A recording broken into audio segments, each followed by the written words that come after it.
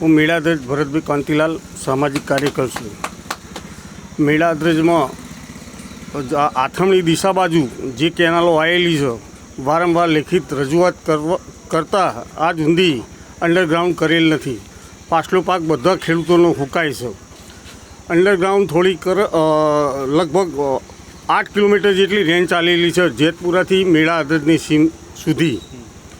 ઠેઠ ખેડૂતોને પાણી પહોંચતું નહીં. 1 કિલોમીટર ખાલી પાણી પહોંચે છે તો ખેડૂતોને કેનાલનું પાણી પાછલા ભાગમાં મળતું જ નહીં. વારંવાર રજૂઆત કરતાં આજ સુધી કોઈ પ્રશ્ન છે નહીં. ધારાસભ્યની રજૂઆત કાગળ આપેલો છે અંડરગ્રાઉન્ડ કરી આપો તો એ કોઈ સાહેબો વાપરતા નહીં. આ પ્રશ્ન કેટલા વર્ષથી છે? આ પ્રશ્ન લગભગ 2009 પછીનો છે.